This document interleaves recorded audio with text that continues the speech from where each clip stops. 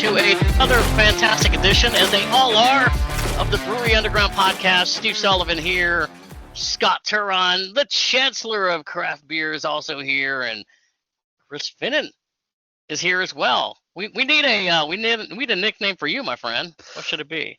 Honorable mention. Or asterisk, or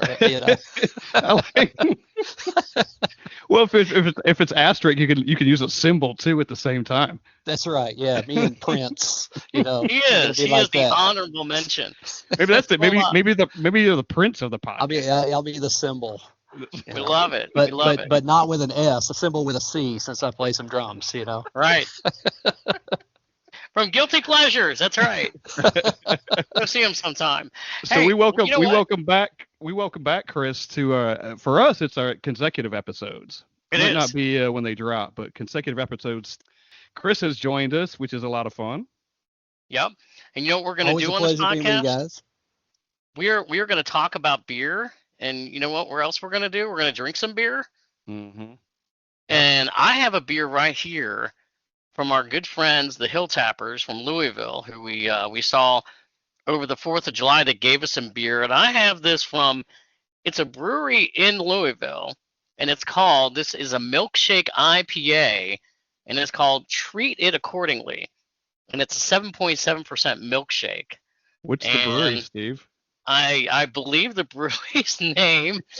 I may not get it right. It could be Holsapple Brewing. I should have done a little research. But you said it's 7.7% milkshake, or is it 7.7% alcohol? Milkshake IPA. It's got exactly 7.7% of a milkshake in the beer. Does it have more than 4 fruits in it? That's right, because then it's disqualified. It does say it has cherry and vanilla and tart in it. Chris won't be in the same room with it. I know it. But I'm going to open up mine. What are you guys drinking? Chris, what you got? I got a Kaleidoscope Kettle Sour from Ghost Train Brewing Company, which they are out of Birmingham, Alabama. I think this was left at my house, maybe by my future son-in-law. Maybe, yeah. I'm guessing. I don't know. They appeared at our 4th of July hot chicken party, and they showed up, and they were left behind, and it's quite tasty. It's pretty nice sour. Yeah, but your future son-in-law is a blues fan, so you might want someone to taste that for you. Yeah, we might have issues. He's a good dude. There were no puncture holes or anything in the can, right? Nothing was leaking out. Oh, man. All right, we're going off the rails already. Okay, so I've got from the Hill Tappers as well. I've got the Sprockets German Pils from Gravely, which I believe is up that way too. Yeah, they're out of Louisville as well. So cheers to those guys once again. We appreciate it. All right, cheers to them. All right, guys. Well, on this episode, we're going to talk about some of the top places around Middle Tennessee and other areas that we've been, where you can go to not only find craft beer and food, so it doesn't necessarily have to be a brewery. But I want to get to something real quick here. There's something that I want to bring up. So the other night, I had sent this story idea. We do planning sometimes through text. Scott and I do, and I said, you know what? You can hardly tell. I know it. What are we doing? I think a good topic at some point could be to break down our beers for the year. And what do we drink? What are our styles? And I went through, so here's my criteria. So I went through the Untappd app, and this is just kind of spitballing out there, because I think we may probably do another podcast at the end of the year that's a little more in depth. So here was my criteria. I went through so far this year the beers that I've had that I've rated at a 3.75 or above on Untappd. Ooh. And here's a breakdown for you. So I have rated so far this year 21 lagers at 3.75 or above. I have rated 18 sours or fruited sours at that. 18 pale ales, 16 IPAs, 11 stouts, 8 wheat beers, 4 pilsners, 2 porters, and 2 Kolsch. What do you think that says about me? That you drink every day. That's right. Yeah. More than one a day. I feel like you are very diverse in your styles. You've mentioned this before. When you get a flight, and I've seen this, you like diversity in your flight. So I think that kind of surmises what your Untappd says. I think it's very interesting because I had a feeling, without even looking, that lagers were kind of my go-to. And fruited sours are almost up there as well. So it's just kind of interesting when you start looking at what do I like, because we get that sometimes. You walk into a brewery, maybe they don't know us, and then they're like, "Oh, you're scanning the board. What kind of beers do you like?" 2 years ago, 3 years ago, do you think lagers would have been that highly ranked for you? I think it probably would have been more pale ales. Yeah, for me. Yeah. I think we've talked about this. I think there is that, say, an improvement, but the quality and the taste of lagers have just gotten better in the past few years. Or maybe it's me who just have got this newfound appreciation for them. But well, and I'll tell you the other thing is I have 6 IPAs ranked as a 4 on Untappd and 1 as a 4.25, and I don't think 2 years ago I would have even rated IPAs that high. And my palate is definitely changing because I'm starting to get on the IPA train now. Chris, what do you think? Well, I have a question for you guys. As you're looking back through your history on Untappd, is there anywhere where your rating has gone against the masses? You know, do you ever compare your rating versus kind of the global rating and see something where you're like way above what the masses said or way below what the masses said? Any that stick out to you guys? So I didn't because this was just research on the fly.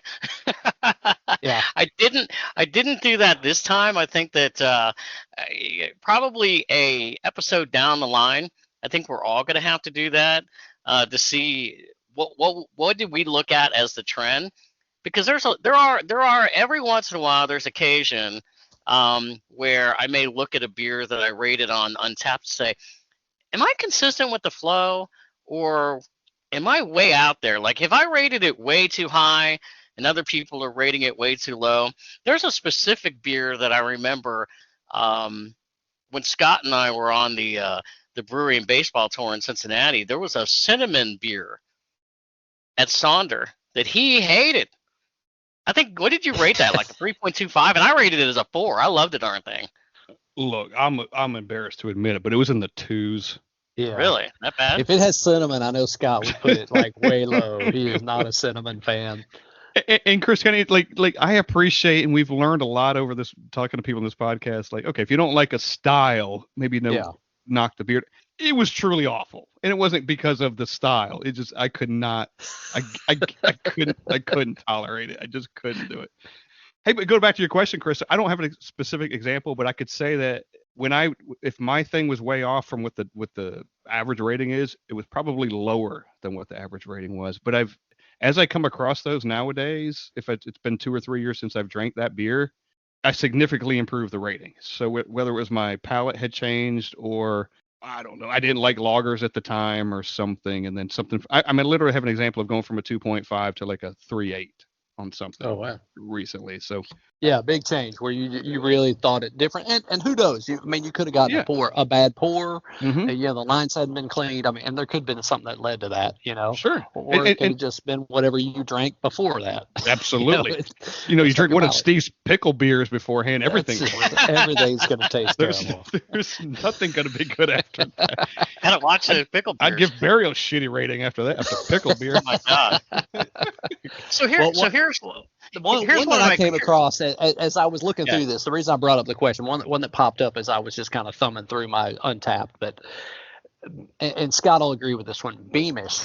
Okay, so we went over to Ireland, and you can't get it here in the States. And we've looked, Scott and I've tried. We've been on the hunt for Beamish, and it's a stout, and it's I kind of akin to, I guess, a Guinness, but in my opinion, much better. And I rated it like a 4.5, And then the global rating is like 3.6, quite a bit lower.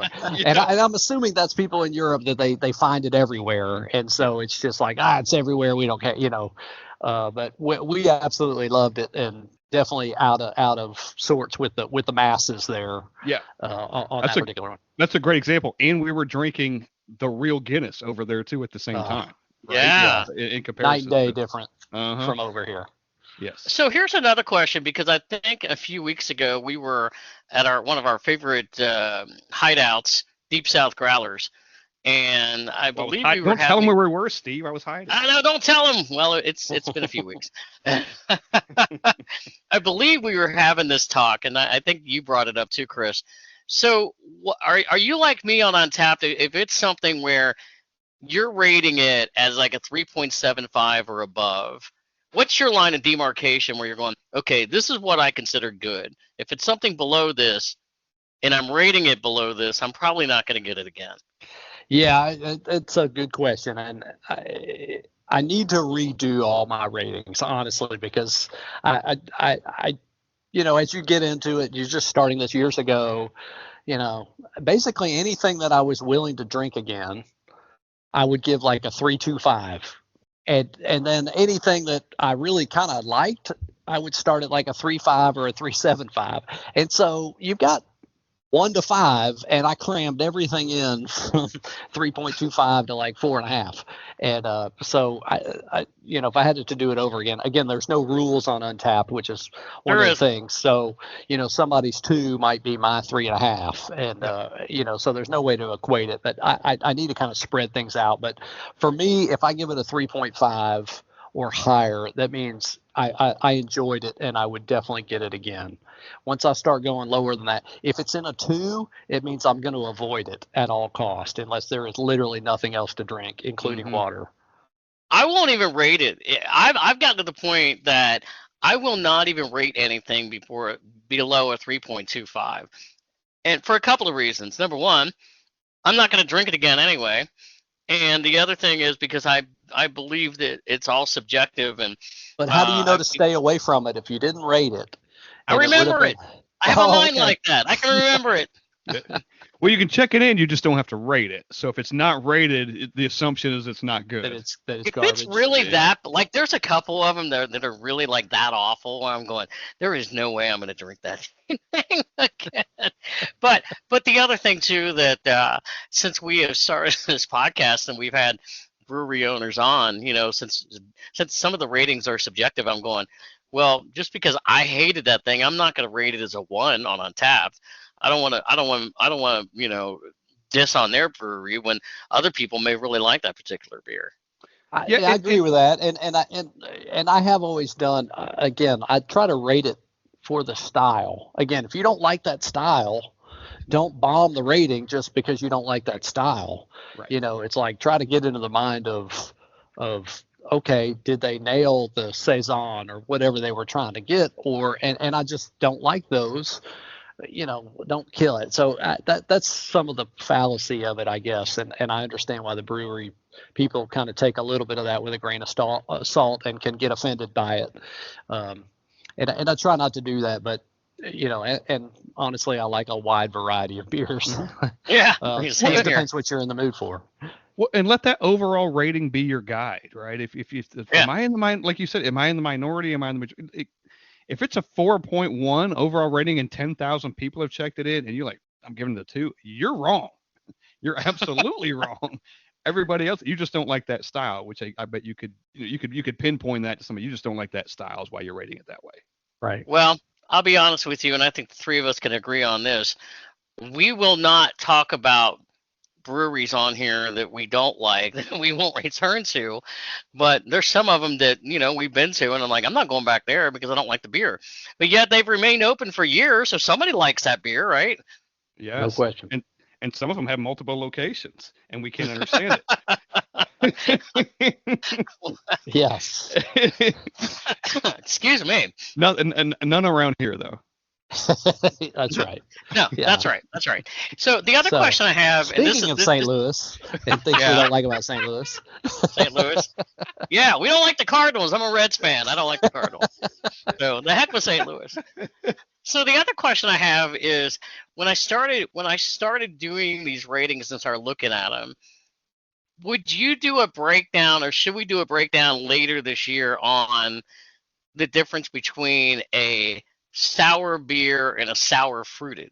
Do you think there's a difference in those? Yeah, Absolutely. yeah. So I did not break all of those down in this particular one for me. And then you've got the entire ale family. So you think that basically, if we're going to break them down even more, you got to really take them down to the whole entire ale family. Oh, absolutely. That Chris can speak to this, and I'm going to let him. This whole sour thing, the spectrum is as big as it gets, from the fruited to the barrique. All right, yes. and I'm gonna which is and a I'm gonna hand it category off by to you. itself. Yeah, Like absolutely. that is separated from the rest, honestly, in anything I've experienced. Something very, very different in what they do. I don't know the science behind it. I don't know all the craft behind it, but it is a different animal than what the typical sour is, for sure. Yes, and the fruited sours, they're not sour. I know they're in that category, but a lot of the fruited ones are really sweet, and those are good too. They're just not a fruited sour. Again, it's in that category, but I don't know, that barrique stuff is another level.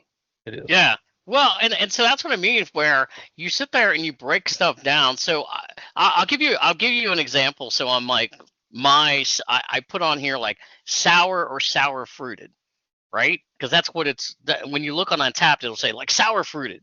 Well, it's picked the category for you already. It's already picked it for you. So yeah. So you sit there and go, okay. So I have 11 of those. It's a sour fruited, whatever. 3.75.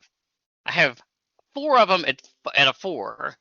I have 2 of them at a 4.25, and one of them is a 4.50. And I can tell you which one is a 4.50, and I think you already know. Can I guess?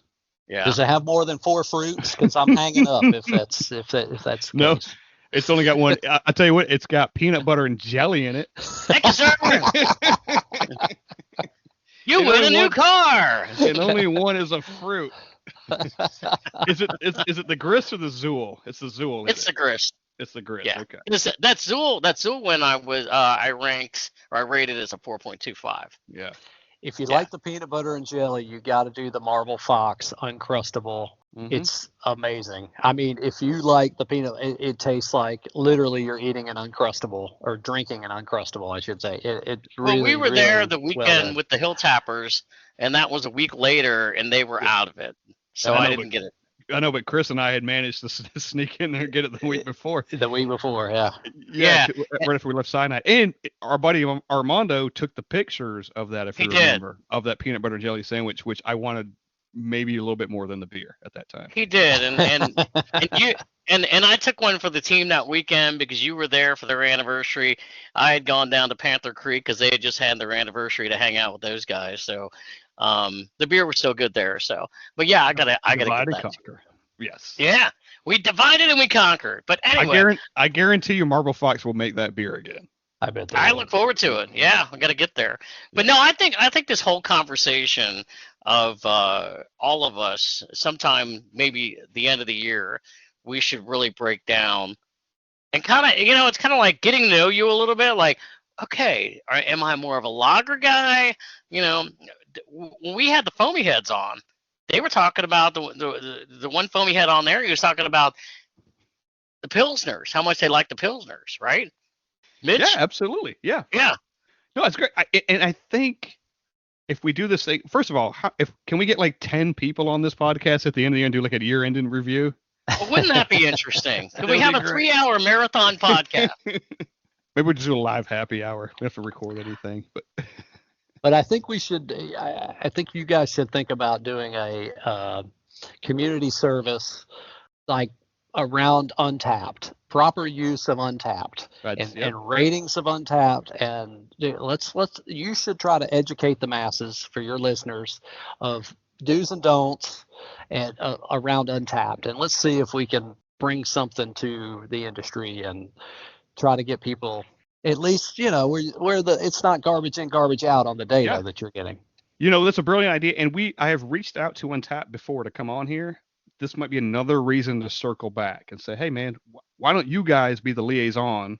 And not to tell us what to do, but maybe where you guys are coming from. And to your point, have people on from both sides. Absolutely.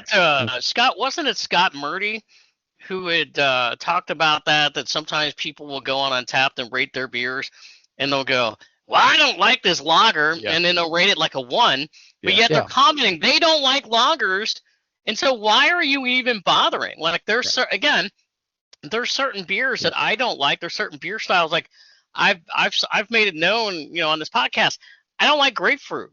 Okay, if I look at a grapefruit IPA, if it's just total grapefruit, I ain't gonna drink the damn thing, and if I do. If I hate it, I'm probably not going to rate it because I'm like, well, that's a waste of time. I mean, I got a few years ago, it was Rheingeist Penguin. And, you know me about Rheingeist. If it's Rheingeist, I got to get one. Well, it's Rheingeist Penguin. It's basically a total coffee stout.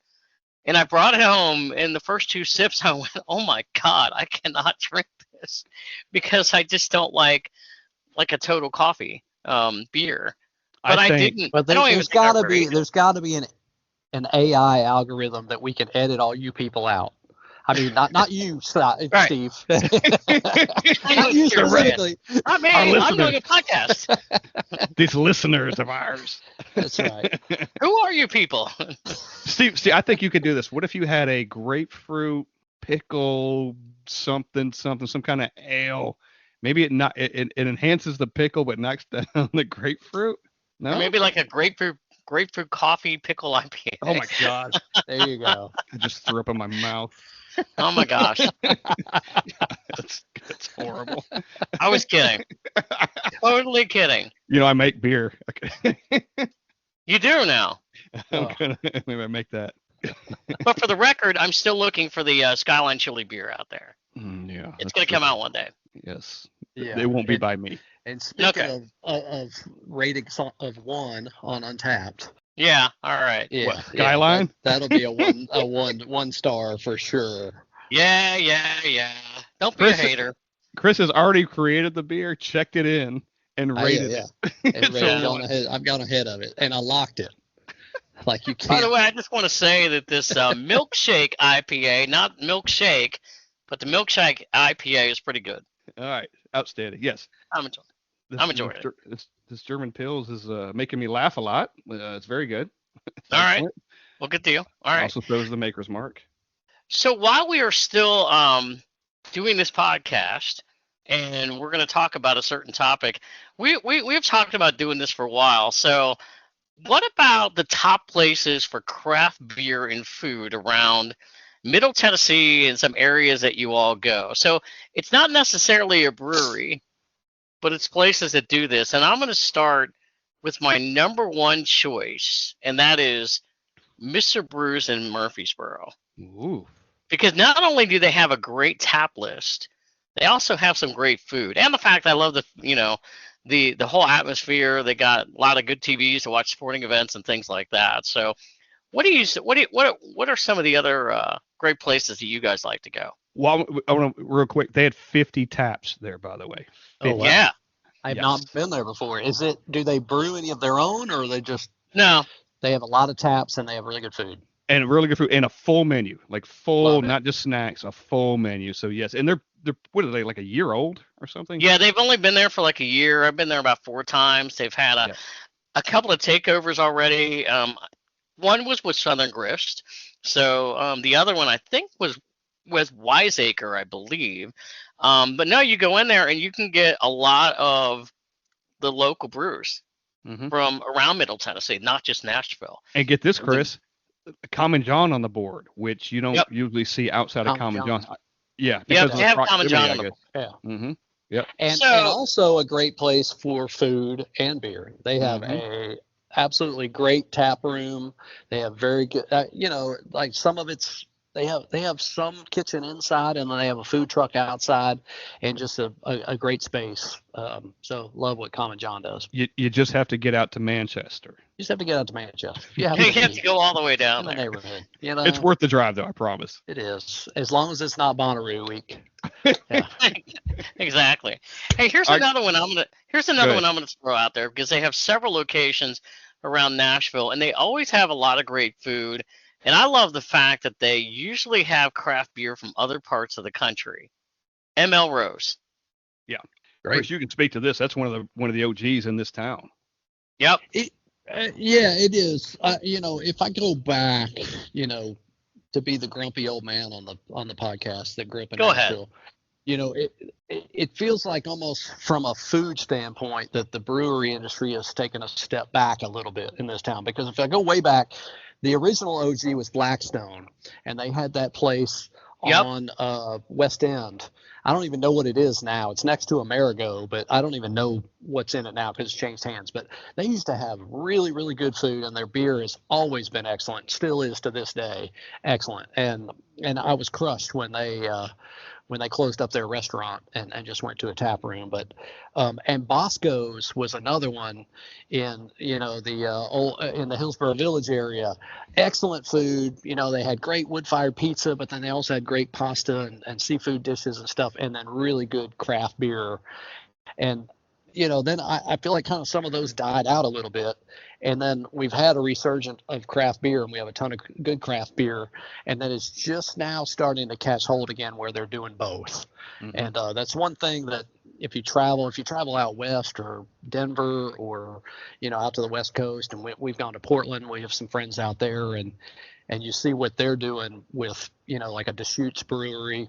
Or something like it is as much of a culinary experience as it is a craft brew experience, and I love that, and I, you know, I think there's still room to grow in this market in Nashville around that. You know, I'm glad you brought that up. Concentrating on the beer, and then maybe they have a food truck, you know, with a few exceptions, and there's some very good exceptions to that rule here in Nashville. But I would just say again, just going back a little nostalgic. Yeah.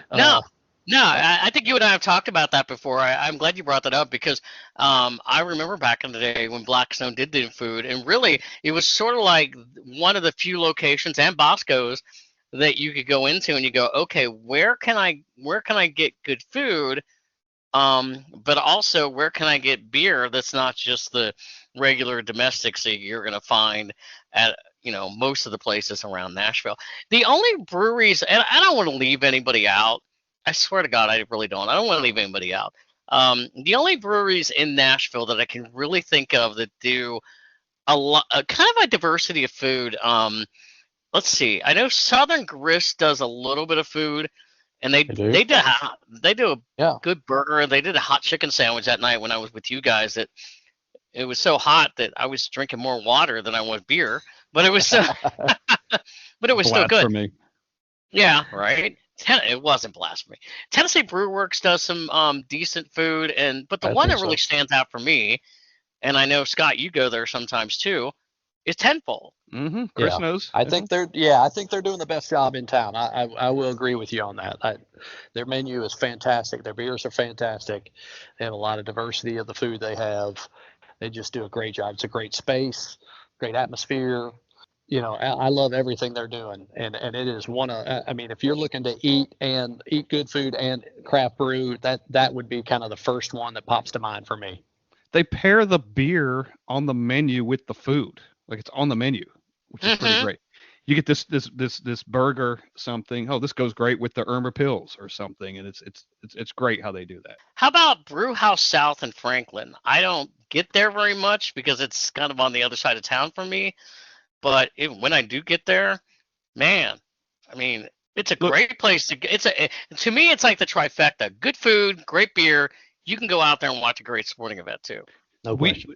There are brew houses all over the city, multiple locations. That one's the best. Food's the same everywhere, I think. The beer list in that place is remarkable versus the others, and versus a lot of other places, by the way. Yeah, and they really do a great job, and it is, to your point, it's a great place to watch a game, and great, huge beer selection. All of them have a ton of taps, and really good food and a great menu. So yeah, I really like what they're doing. I think Fat Bottom is another one that great space, and they have a good menu as well. I miss the original Fat Bottom because it was about 2 or 3 blocks from my house, and I literally could walk over there, and they had a little tiny kitchen, but they actually did really good food. It paired well with their beer, and it was great to go sit down and have a nice burger or something there. They obviously outgrew that, and then moved over to the west side, and they're doing really good stuff, there, and I appreciate what they're doing. But that's another one that's good. You mentioned Tenfold. I think they do a great job. Their beer's good and their food's very good. I've hosted some corporate events there before. Great space, they've got a great deck space, and then they do a good job with kind of catering, and then have an open bar for those kind of events. So I like what they're doing, and I'm hoping that trend kind of continues to expand. Because I do think there's lots of room for growth in that area, and they're going for a different vibe than a brew house where it's more of a kind of a sports bar vibe where you're going to go there and watch a game and put TVs everywhere. Not all breweries are set up that way, but they could still have up the culinary game, I think, a little bit. And a lot of them are focusing on their craft of making great beer, and then they'll invite a food truck, and I'm not opposed to that. I think that works well too. Yep. But would like to see that whole scene with food having as much attention to it as the beer. Yeah. I'm going to throw out one that is a chain that all of us went to right before we pregame there before the Nashville Preds Beer Fest, and that's Brewpubs. Yep. Over in East Nashville, there's also one in Murfreesboro. I love that place. Yeah, and they're more than just here. I don't know that they're national. That's what I said. They're a chain. I mean, they have some regional. Yeah, they're regional. Kind of regional, right? Because I know they got one in Kentucky or Ohio when we travel up there. I see one. Yeah, but there's one in Elizabethtown, Kentucky. I know that. That's what it is. That East Nashville location is great. It is. Yeah, and they've gone through a lot. I mean, they were a victim of the tornado that came through, and obviously, and they had to rebuild and during COVID and all that, and a great spot. Scott knows we've had some good times there. We've watched some great Titans games there. Yeah. And we've gone down the slide. Yeah, we go down the slide and do I was there that shots. Day. We went down the slide. Yeah, I was there with you guys. Yep. Tequila shot. I couldn't believe it. I was like, what are we doing? Okay, we're going down the slide. We got a tequila shot. Well, every time the Titans won a playoff game, which they were running through the AFC at that time, they kept winning. We kept getting tequila shots. Yeah, we kept going to Brewpubs. We got a little superstitious, and we're like, well, we got to go to Brewpubs because they keep winning. Right, exactly. It was also like, get out of the way, kid. Yeah, we were knocking kids out of the way because, hey, we got to do a tequila shot and go down the slide. That's right. Move. You can be here later. Exactly. There's a couple other. Actually, these two, even though they're owned differently and their names are different, I'm going to kind of put them almost in the same class, and that would be Sam's and Jonathan's, because they sort of have that same vibe. They're both sports bars. They do a variety of food. They usually have a different variety of craft beer. Now, I don't think you're going to get a ton of different craft beer, but you're going to go, you'll get Sam Adams. I know Jonathan's has. They usually have stuff like the Dunkel from Yeehaw, and they have like that IPA, homestyle IPA from Bearded Iris. So I think Sam's and Jonathan's deserves to be on the list as well of places where you can get the yeah. Yeah, Jonathan's, you get 2 for 1 every day you go in there.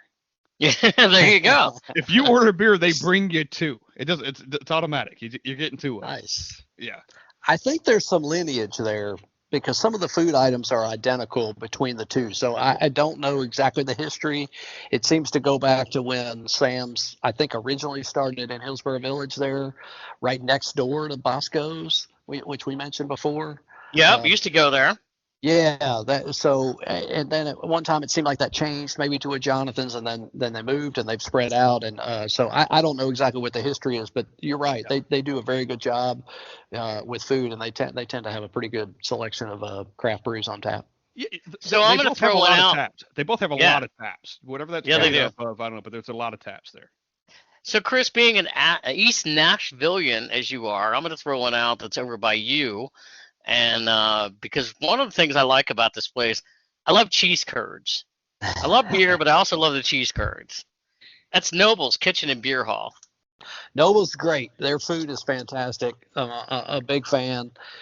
They do all kinds of good meat, like meat and three kind of vibe for sure. And then they have a great selection and a huge open air 2-story. So great place to watch games. I know there's people that go there and that are soccer fans that go there for like early, I think, for English Premier League soccer stuff. And then so yeah, I really big fan of what they're doing over there. Good food and always a good selection of craft brews on tap. Hey, when we pregame for the Preds games a lot, that's an easy pick, right? We're always kind of like, hey, where do you want to go? Nobles is a really easy pick. It is. It's easy. They got good parking. It's easy to get in and out of. Yep. And it's big. So usually no problem finding a table. Full bar. If somebody full wants bar. wine, they don't want beer. Yep, the whole thing. Yep. And again, I think for people that are like, okay, so you guys are making these recommendations. What do they have? Some of these places like if you go to Nobles, you're probably going to get some of the local breweries around there on tap for beer. Is that pretty much accurate? Yeah, I'd say so. There's a lot of local stuff. They'll put some specials on the board. I know I can always find Zombie Dust in that place. Yeah. Three Floyds, I can always get that. And they'll throw some surprises in there sometimes. But yeah, it's a really good mix of stuff. And again, a lot of taps. I mean, I don't know if they got 25, 30 of them. There's a shit ton. Yeah. I think they do a good job of having a variety too of everything from ciders and seltzers and regional and local taps and and then they have the everyday stuff as well. So that feeds the masses. So they do a really good job of keeping a good balance. Another one that's a chain, couple of locations around the area. Mainly, I know they have them obviously in Murfreesboro and Smyrna, and I think in some other states as well. Chattanooga. That's where they're Champy's. from. Mm-hmm. Yeah, it's Chattanooga. Champy's. Yep. Yeah, they got a lot of great chicken there, which we all know chicken is a big deal in Nashville. But if you go to Champy's, again, you can get some good chicken there, but you could also get some decent beer there. And I believe, again, if you're going there, just, hang out, sporting event, whatever. Don't you think that's a great place too? Chris, we know a guy there, don't we? We know a guy there. And, you know a guy. And they're known for their tall boy beers, right? Like, I mean, that's their thing. 40. The 40. Yeah, you go and get your 40, get your chicken on, and you get your 40 on. And so they'll bring you, I wouldn't say it's a craft beer, but it's a beer. It's a big beer that you can get. You can get you a nice 40-ounce koozie. Yeah, that's right. You put your name on, and you can put it anywhere in the building that you'll never find again. Right. I think I did that once. Well, Chris and I did the one in Murfreesboro. Was it Murphy? Yeah, I guess Murfreesboro. Yeah, mine's on there too.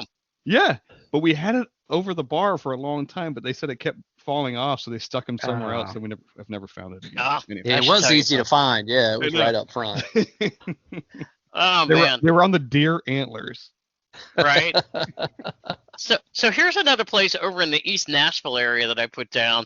I think this is a great place if you're wanting to like pregame, especially at the Nashville Sounds, which is for people out of town. Nashville Sounds is the local AAA team for the Milwaukee Brewers. Is Von Elrod's. Yeah, outstanding place. Kind of a German themed, great menu. They always have like good roasted vegetables and I think it's all homemade sausages and things like that. Really good menu, and then they have a great tap menu, and you get the big beer stein. Mm-hmm. And if you go there at the right time, they have the beer stein holding contest where they fill a beer and you have to hold it out 90 degrees, and they see who can hold it the longest, and whoever does gets a free beer. And they have a men's and women's. It's always fun to see because those steins weigh probably 3-4 pounds empty. Then you fill it with beer and you stick that way away from your body, and it's really funny to watch people sweating it out. Love it. No, great. Yeah, great play. It's a very good call. Yeah, and I highly recommend pregame in there for any Sounds game or, even a Preds game or something like that. Just a great place to go hang. We've gone there early for early Preds games, for like a brunch or something too. So It's a great spot because they're open early. Yeah, just right over there in the Germantown area, kind of just on the other side of the river from East Nashville. So what are some of the places that you guys would rank up there on the list that I just gave? Chris, why don't you chime in? So yeah, I mean, I think you hit the highlights. Again, I think Tenfold, in my opinion, is doing the best right now for sure, as far as both producing beer. Some of the places we've been talking about, they serve good beer, they have a lot of taps, but they're not making craft beer. Right. Tenfold is serving making craft great beer, and they're making great food, which I think is outstanding. So they're definitely my leader in the clubhouse. I'm curious if you guys, like, in your travels, is there anywhere, a brewery that you've been to that's making great beer but also serving great food outside of Nashville? Well, here's one, and Steve has it on his list as an honorable mention. It's not a brewery necessarily, but I wish we had one of these here. Is a Yard House. If you've ever been to a Yard House anywhere, man, I put it above I'm not gonna say the other names, but that place is solid. They don't make beer, but man, solid food, and they've got their own branded beer, if you will, and I don't know, 100 taps in the building too. That's a place, again, I'd love to have one here. You could go to at any time. You can get a full menu, any style beer you want. Get some Yard House beer. Get some Dogfish 120. Steve loves that. Oh yeah, definitely. Those were the days. No, Yard House is really good. I know Chris and I have talked about this before. I've been to the location. I know Scott has in Cincinnati, but also the location there in Atlanta. At the Battery. And the first one I ever went to was in San Antonio. It's like, this place is fantastic, because you just look at the beer list and it's like you're flipping over this side. Oh, there's more on this side. It's pretty great. And you can usually find them in major sports towns where there's major league teams. There's usually a Yard House in the neighborhood, of whatever major sports team there is there, and yeah, they really do a good job. Again, surprised they're not here yet. I'm sure they've looked at here. I don't know what the story is. They need to. You know what? That's going to be my homework. One of my homework things. Okay. Yard House. Okay. Well, here's one I'd love to throw out. When I said OG earlier for MLROs, this might be the original OG. The Pharmacy. Yeah. In East Nashville. Man, you want to talk about a food selection, a beer selection? When I first discovered craft beer, it was in Nashville, and it was like, man, you got to go to the Pharmacy. And they had so much stuff that just blew my mind. Taps. I think honestly, the Pharmacy, it's gone back a few years since I've been there, but they have like one of the best burgers that I've ever had in Nashville. And they're known for that burger, and they've got 100 variations of that burger. Yeah, and I will say, from a beer standpoint, you're going to find things there that you're not going to find elsewhere. A lot of stuff from Belgium and German and Austrian, and like that, you're just not going to, they're not going to be pouring anywhere else in town, which I love. And then you pair that with their burgers are outstanding. Yeah. Great place. And then they've got the great beer garden, just an awesome atmosphere to sit. So yeah, big fan of that. I'm glad you brought that one up. Yeah, it's a great one. And it for me, probably forgotten about a lot of times. I know it's there, but you maybe skip over it sometimes because we know it's there. Hey, here's one, Steve, and you just went there last weekend. Jack Brown's. Oh man. Burger I and had beer. not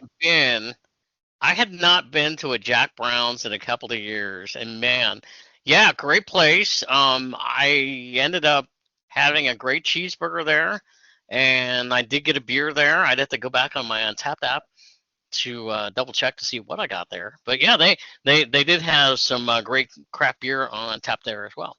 So going back on my nostalgia, grumpy old man. Yeah, go ahead. Years past. Big River, I was a huge fan of, right? Yeah. It was right on the corner of 2nd Avenue and Broadway. A regional chain, I guess, originally out of Chattanooga. And there were a few of those. And they were brewing their own beer on site. And they had a really nice selection of beer. And they had really good food. And then they got bought up at some point by Rock Bottom. And they took some of the good parts and they dropped some of what I thought were the good parts and only kept things, and then now it's gone by the wayside, and I don't even know what's there now, to be honest with you. But I do miss that. I feel like that was one of the original breweries with great food in Nashville. I know they were out of Chattanooga, but they did a really good job for a long time. Don't know what the demise. They were in the perfect location. They sold that building, I think, was the problem. I gotcha. The owners of the building sold the building, and it's like Whiskey Row or something. But even as a local, I would go down there. That I would brew house, Broadway Brew House, and that was as a local you would go to if you're going to go downtown to get away from the craziness, if you will. Yeah. Correct. You could go in there. Absolutely. There was no live music going on. There were no That's woo it. girls.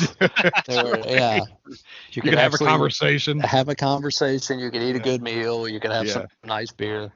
And I agree with you. How about here's another one. How about this? Let's bring up a conversation not along those lines, but the opposite. Yeah.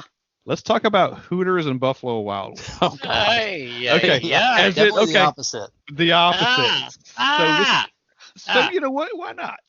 They're national brands. They don't give a shit about us. They're not canceling us. No, they're not. They're not canceling. I don't care. There are so many things I could say. Oh, I know. So, okay. We're going to stick to the facts. Okay, go ahead. Lead us, You want me to start? You want me to start? Yes, lead us. Okay. Yes. So, talking about Hooters. So, it just recently came out that Hooters was starting to close some locations across the country. I don't know how many, and I don't know if they're closing the locations in Nashville. As of June 25th, 44 stores in 14 states. Well, I know I won't be going there anytime soon. Here's my thing. And I'm one of those people that I'm not that picky. Like if I go into somewhere and they say, "Hey, we got all these beers on tap." All right, great. And you go into the first time and you order the first 2 or 3 things on the menu and they don't have them, and you're like, "Okay, I'm gonna have okay." So then you go back, and the same thing keeps happening. Well, isn't that kind of a problem? They know what the problem is. They absolutely know what it is. And Buffalo Wild Wings is the same way. The food is shit. The beers never change. The quality of food has gotten worse. It's gone downhill. Yeah, especially because they got cheap. They want to charge the same price or more for less or for less quality, and they know what the problem is. They just the last time I was at a Buffalo Wild Wings was with you, Scott. And we reluctantly went over there because we were somewhere else that night, and apparently our oldness, the music was getting kind of loud, even though we were enjoying our beer. So it's like, all right, where are we gonna go? So we basically drove across the street to go have a couple of beers at Buffalo Wild Wings, and you get in there, and just like it's been for the last couple of years, you order a beer that says it's on the menu.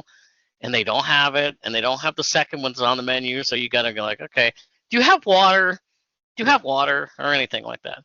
And I remember this particular night, you had a beer, but you also ordered cheese curds. Yeah, your favorite. Right? And the cheese curds are coming, and as I see the girl bringing the cheese curds, she's like 20 feet from us, and I looked at you and I said, those cheese curds are burnt. Yeah, we smelled them. Yeah, I can smell them. Mm-hmm. How do you burn cheese curds? How does that happen? Yeah, and potentially that could be a one-off. But man, the I don't know. Several years ago, when it used to be a small would be if you ordered like a small thing of chicken wings, it'd be so many pieces. Right, small would be 4 or 6, where the hell it was. Now it's weight. Your small is based on weight, which means you're getting shit. And the quality is just not there, and we all know it. You can cover it up with all the sauce you want to. Yeah, every time somebody brings up Buffalo Wild Wing, I like it seems like every time I go there, I usually sit in the bar area, and there's usually an overwhelming bleach smell. Like and it's literally it's because they're cleaning the glasses or whatever, and they're running the dishwashers, and it just permeates, and it's like very fitting because everything about that place is sterile to me.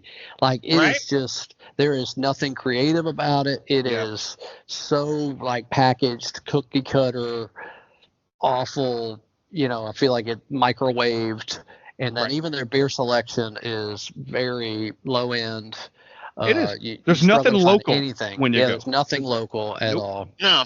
Like the only one I can remember, and I won't say the location, like it matters, but anyway, like there would be 1 or 2 beers they would change out in the course of the taps, right? Like a seasonal beer. It was Sam Adams. They always change out Sam Adams seasonal, and that would be the only one I would ever get because it might change to the right Right. season. I might get a I'll tell you- summer ale or an Oktoberfest. I'll tell you my other perspective. It got to the point with them that I was ahead of the curve in Nashville because I would go up to Ohio and I would get together with some friends, and then for years we would all, if it was like, hey, go up, haven't seen friends for a while, and we'd gather and we would go to Buffalo Wild Wings. And it got to the point that I had stopped going to Buffalo Wild Wings probably 2 to 3 years prior to those gatherings. And then finally one day somebody said, do we have to keep going to Buffalo Wild Wings? I'm like, hallelujah. Yeah. Is there anybody else? And is there anywhere else better? Of course there is. And again, I don't want to sit there and bash them that much, but it just gets to the point where it's like, come on, guys, you really have let this place go downhill. Yeah. And I don't understand. I really don't understand it because it used to be really good. It is. Look, the spaces are great. Everyone I've ever been to, the space is great. You want to go watch a game with 50 TVs? That's fine. From every angle, it's fine. Bring your kids if you want to. That's all good. It's just we're consumers. This is what we're doing. We are consumers, and I don't like it, so I don't go back. That's how Agree. So, Well, so I'll switch to the high water mark. Like again, in travels and other places that I've been outside of Nashville, for the best experience that I've had from a culinary experience combined with a craft brew experience, the Sierra Nevada in Asheville, North Carolina, God, the Mill Creek facility is as good as I've been, and that includes places out in the West Coast and stuff. It's a spectacular space. I highly encourage anybody listening, if you're anywhere near Asheville, go there. Obviously the beer is fantastic, and usually in the tap room there's 20, 25 beers on tap, 10 of which you've never heard of before. At least, and that are worth trying, that are fantastic, that they're probably never going to distribute widely, that are knock your socks off. And then their food is just fantastic. I mean, and it's very creative stuff. Duck fat fries, and it is not your run of the mill, pizza like that that you can get in any tap room. But and then it's incredible space on the river, outdoor space, and you can walk the brewery, and it's everything about it's fantastic. And so I can't talk highly enough about that, and I'm hoping some of that rubs off and comes to Nashville. That's great. Yeah. As a matter of fact, I think one of the first few times I was there, they were like, "Hey, we're like top 5 busiest restaurants on the East Coast as far as a restaurant went." They're that good. Yeah. And it's really good, and it's you can have a sit down dining experience, or you can have a bar top sit experience, and just walk up without a reservation. There's an outdoor area that you can sit, and there's fire pits and stuff, and you can still get food, and so it really appeals to the masses, and they really, there's a lot of attention to it, and I appreciate it, and it really expands, I think, on their brand and the great stuff that they're doing beer wise. Yeah, for sure. Hell, just the drive up to it is spectacular.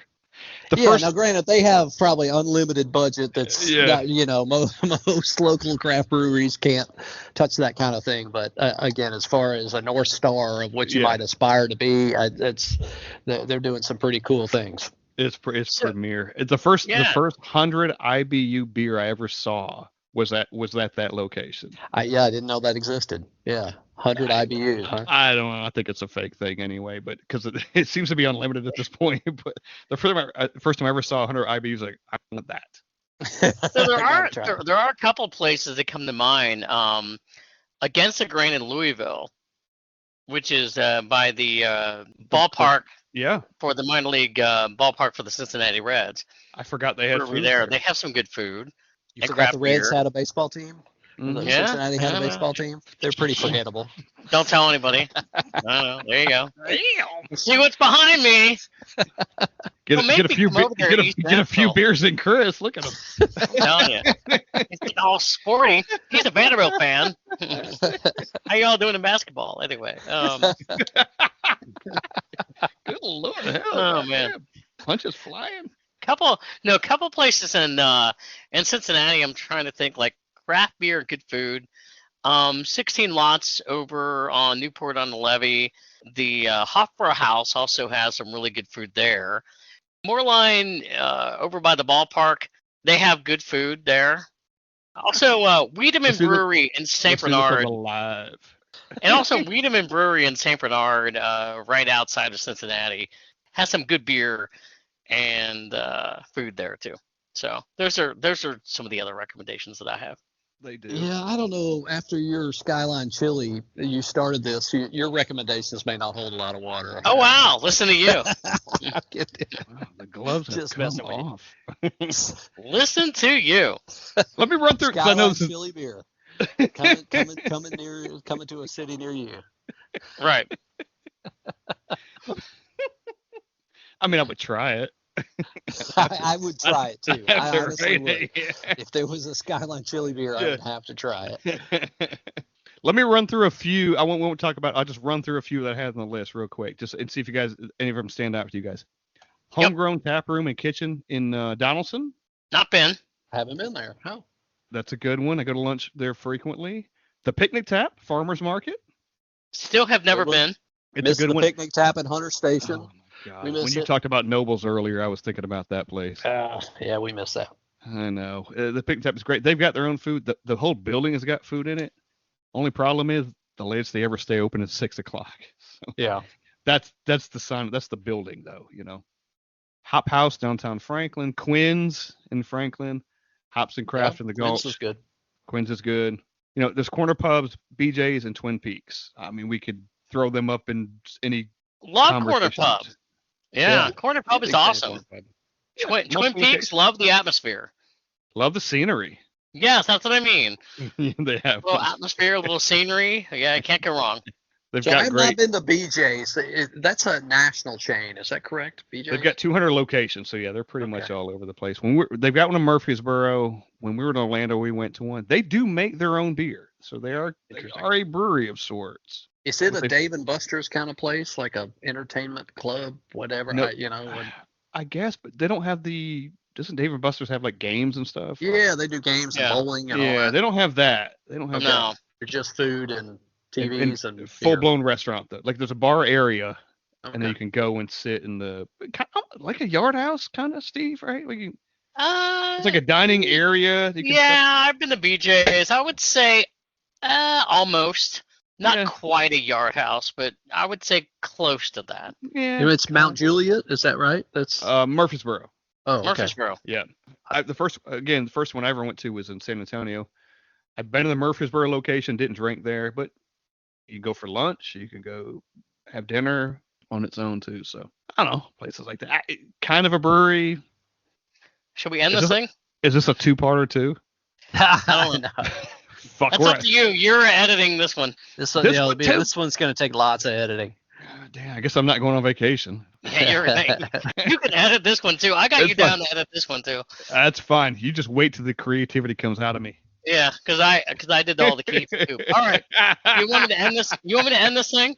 Let me see if I can sober up to actually do this. All right.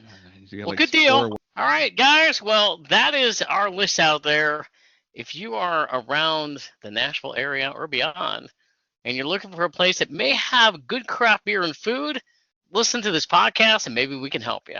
For Scott Touron and our good friend Chris Finen, I'm Steve Sullivan, and this has been the Brewery Underground Podcast. Enjoyed it, boys.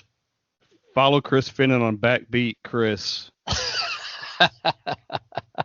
Cheers. Cheers. I'm leaving that in.